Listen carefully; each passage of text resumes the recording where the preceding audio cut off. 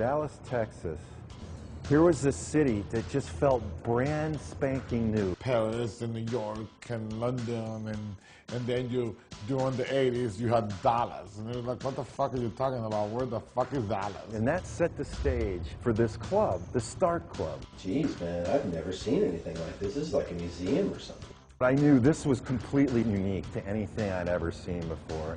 I would call Philippe Starck a modern surrealist. Big, crazy-looking elephant doors like you'd see on a stage, maybe. Had an otherworldly kind of feel. The three-legged chairs that people always fell out of. The classic Philippe Starck chair, the Miss Dorn chair. He's a visionary. Look at these floors. What is this material? In many, many ways, what he's trying to get people to do is to wake up and open up and look at the world around them in a very different way.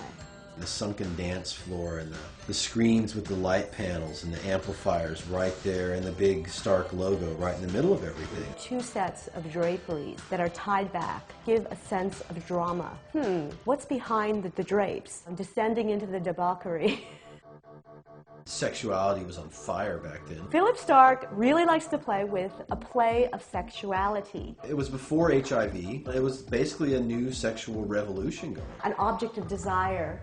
A play of sensuality. It was pretty easy to jump in bed with a hot woman. There are references to phalluses. I would see the weirdest shit sometimes, man. There are references to sex in space. I saw this guy and this girl just banging away. Very much a revolutionary approach to get people to wake up.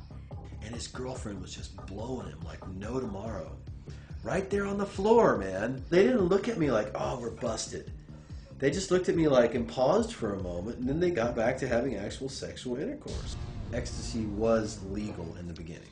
They would sell the drug right over the bar. This drug made you happy. He didn't have the connotation that he has now. It's about pleasure. This drug gave you a whole new outlook on the evening. It's Starck. You know, everything flowed, everybody flowed. There were no borders. The coke and the alcohol did destroy a lot of people, I think, you know. It was not a secret that the Starck Club was full of drugs. They had a no-dance period. I think it was the DEA or possibly the FBI. I mean, the bus was a huge bus. There was enough pills on the floor to feed a third world country, you know. The penalty that it was enforced to the club was that you could not dance.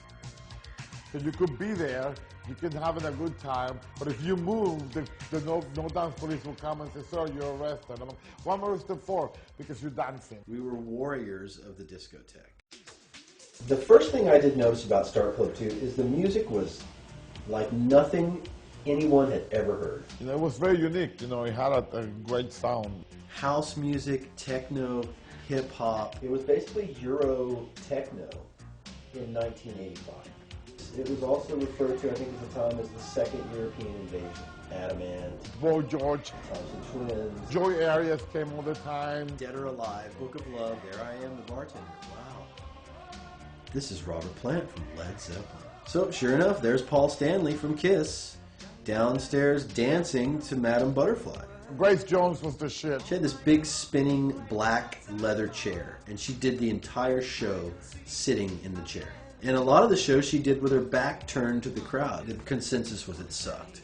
But one time she grabbed a girl and started to beat the shit out of her. She literally is grabbing this girl and slapping her. And everybody's like, oh my God, we're in so much trouble. Mantronics, that was a show. I think the Chili Peppers played there. Kid Creole and the Coconut. I saw RuPaul. Karen Finley was a performance artist out of New York. But she used to come over and put jams up her pussy. And she was the most mild-spoken, educated woman. And then bam, off with the clothes, out with the tits, on with the granny panties on stage talking about pussy. And and stuffing candy jams up her ass. But that was part of her performing art, you know? She's really, really incredible. I remember there was a doorman there, and Samuel was wearing a really nice-looking vintage zoot suit, as well as he was wearing a beekeeper's hat. These are the days of boys wearing pearls and big jackets with big padded shoulders, you know, during the 15th century with collars, and you're like, what the fuck is going on? The scene of the club was almost controlled by, if you will, the gay mafia. The hairdressers, the designers. The hairdresser posse, oh my God. The fucking hairdressers. How many hairdressers were there in Dallas, in Starck Club, that were just hot. I mean, hairdressers were like stars. You couldn't go anywhere without where's your hairdresser, who's your hairdresser. You know, if you are able to bring the best of a city together at this right time with the right mix of music, people, and atmospheres, you basically have a club that makes it like the Starck Club.